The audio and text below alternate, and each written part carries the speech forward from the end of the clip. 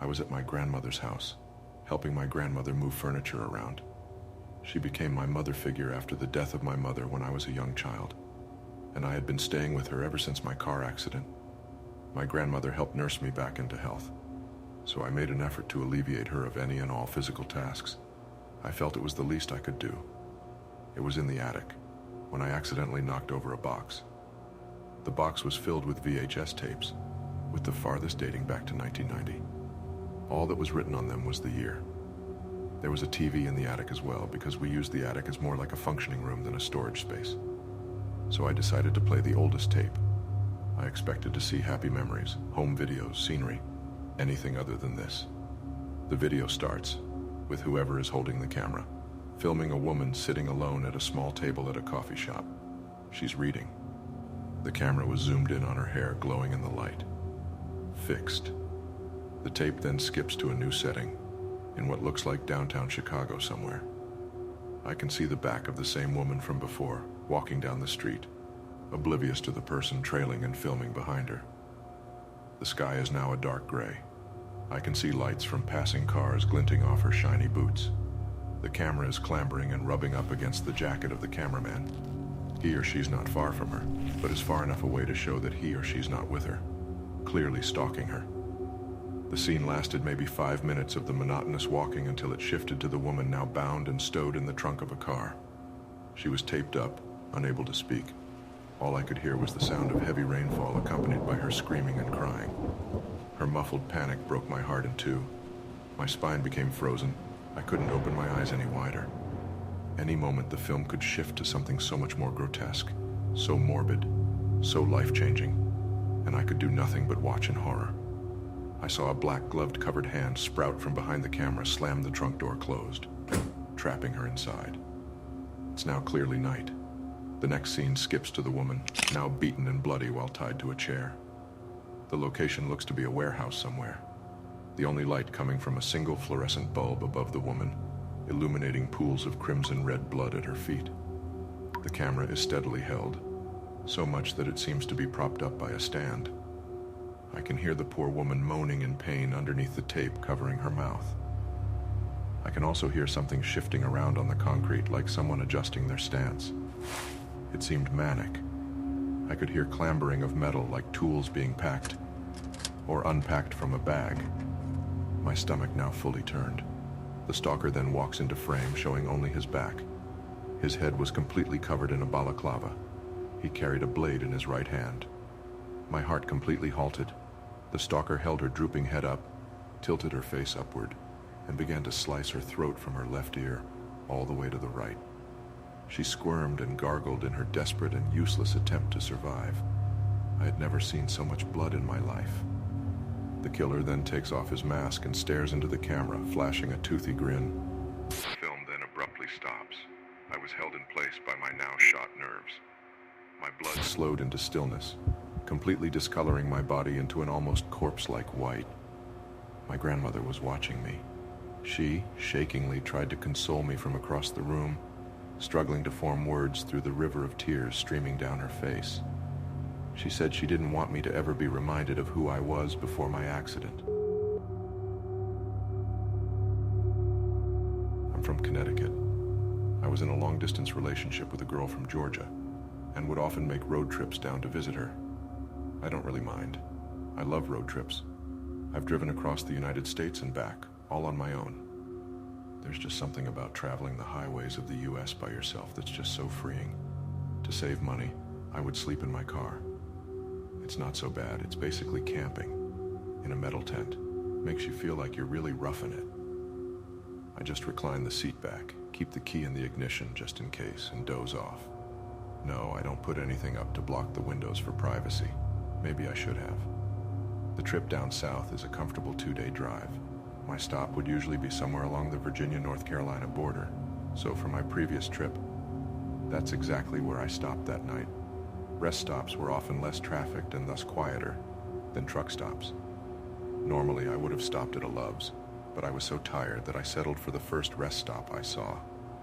It was oddly vacant that night, with only a couple lone cars sitting forlorn under the amber street lamps. Most likely travelers with the same idea as myself. I pulled into a parking spot away from the others, under the shadow of a tree and far from the street lamps. I figured I would have more privacy there as opposed to being bathed in light. So I did my usual thing, locked my doors, opened the window just a hair for ventilation, kept my key in, reclined the seat, and went to sleep. I was never interrupted on any of these car camping nights, so I never suspected anything on this one. Then a sharp tap woke me up. At first I thought I had heard it in my dream. I opened my eyes a bit confused. Since I was leaned back, I was facing the ceiling and couldn't see anything. I hear another tap, like a tiny object hitting a hard surface. It came in an irregular rhythm. Was it raining? Was water dripping onto my windshield? I'm under a tree. Maybe something fell from the branches. Maybe a squirrel or a bird was dropped something. What if a squirrel was climbing around my car? Or what if it wasn't an animal? The thought occurred to me that it might very well be a person poking around outside. What did they want? Were the doors locked? Yes. The keys were in the ignition. I can leave in an instant. Still, I lay there, completely still, pretending to be asleep, pretending I hadn't heard anything, hoping whoever it was, they would leave me alone. It was better to not find out. I was too afraid to find out. It was better to stay here in blissful ignorance. Still, the tapping continued. I had to do something. There was no way I was just going to stay there. I had to look. My heart was pounding. In that moment, it was deafeningly loud. Whoever was out there could probably hear it. I decided. I was going to look. I was going to raise my head up and see what was making the noise. So that's what I did. What met my eyes sent a jolt through entire body. Every muscle fiber locked up in pure shock at what I saw. The faint glow of the street lamps cast just enough light for me to make out what I'm looking at. There in the windshield, staring directly at me, was a face. Someone, I presumed to be a woman, was lying on my hood, her face pressed right up against my windshield. Her face was completely still, locked in a permanent grin. I froze in overwhelming terror. The eyes I stared into appeared to have rolled back, showing only the whites. The nose was turned up, pressed painfully into the glass. The lips stretched wide, revealing horrid, rotten teeth. Even in the darkness, I could tell her skin was sickly pale, contrasting her long, filthy black hair. Whoever this was, she was clearly not in her right mind. I don't know how long I sat there, too afraid to move. Finally, I got a grip on myself and shot my hand to the ignition. It turned over, making, in that instant, the most beautiful sound I ever heard. For a split second, I was afraid I might be caught in a horror movie scenario, the one where the car won't crank as the killer approaches. I reversed as fast as I could, trying not to give this creeper time to try anything. In my panic, I remember activating the windshield wipers in a futile attempt to get her off. I thought, was I about to drive out of here with some wacko holding onto my hood? Thankfully, I didn't have to worry about that, because as soon as I stopped, the woman leapt off, landing on all fours. Seeing my opportunity, I shifted into drive and gunned it, right as I saw her reaching for the driver's side door.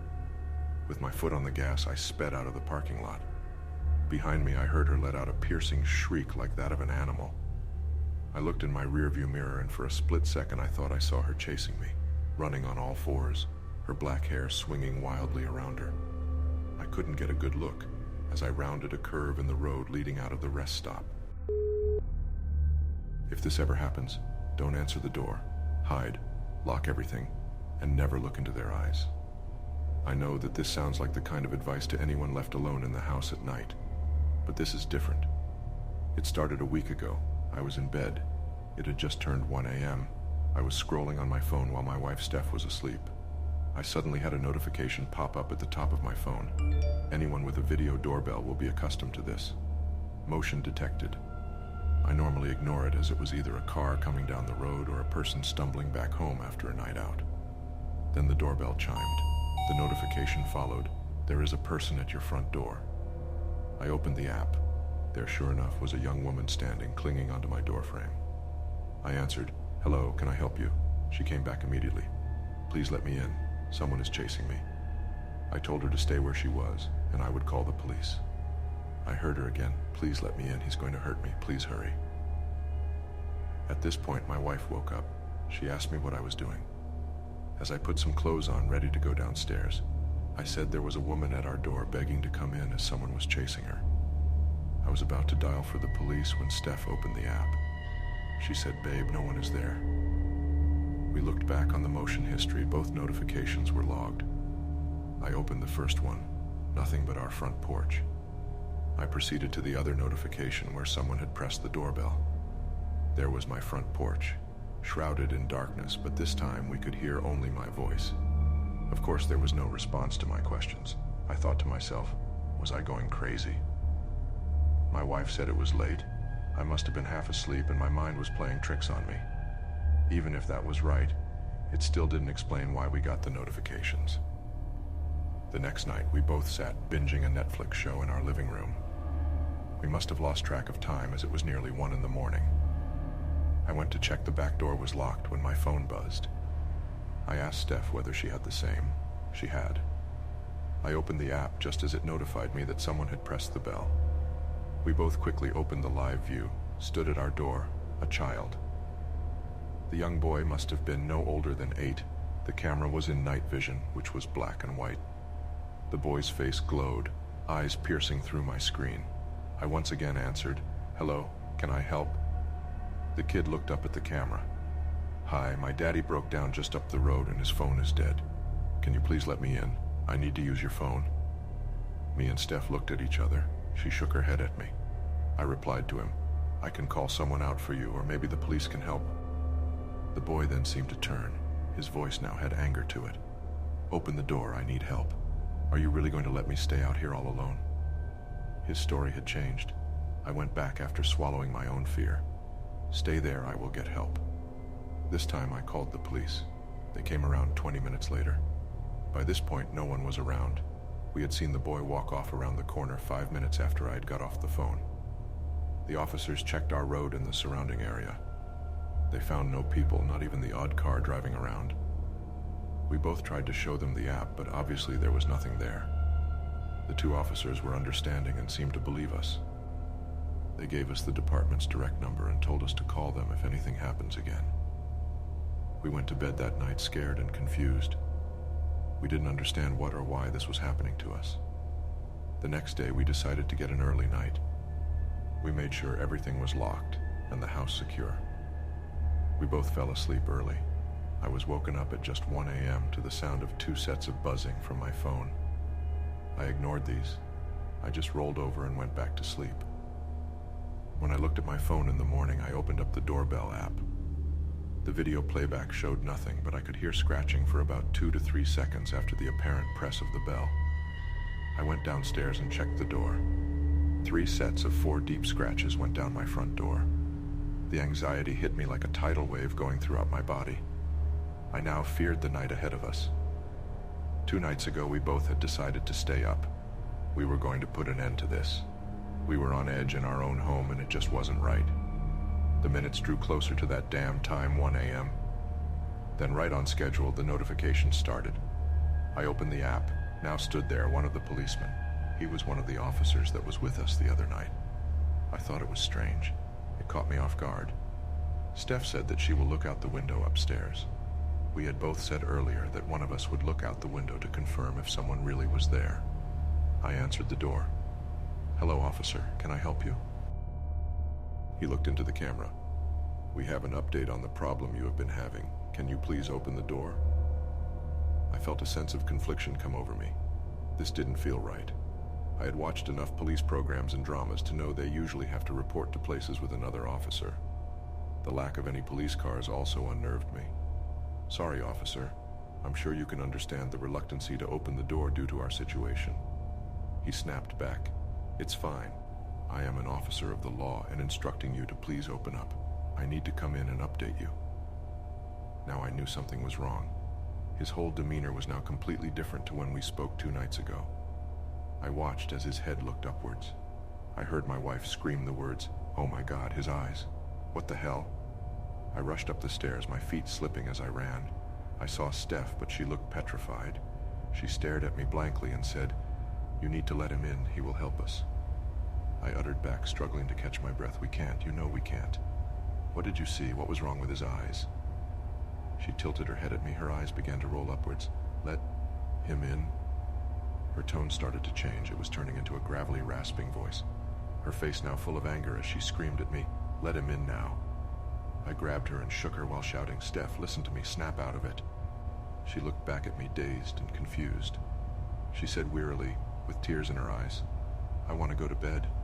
I said, "Only if you are okay." She said she was fine and didn't know what happened. I checked the video feed once more. No one was there. It took me a few hours to fall asleep worrying about what happened to Steph. When I woke the next morning, Steph was gone, her phone and jewelry left on the bedside cabinet. I went downstairs and searched for her, but nothing. She wasn't in the house. I called the police department on the number I was given. I spoke to the partner of the policeman that was at my door. I told him everything that happened, and that my wife had gone missing. They told me the officer that was stood at my door 8 hours earlier was on leave. He flew out on holiday yesterday morning. It couldn't have been him. In the hours ahead, a search team was assembled, and I joined them in searching the local area. There was no sign of her. It's now 11 p.m. I'm sitting alone in my living room, my head now full of fear and radiating pain. I just want my Steph home. I just want normality back. Here it comes, 1 a.m. The notifications came through. I opened the app. Steph was at the front door. I was almost half expecting it.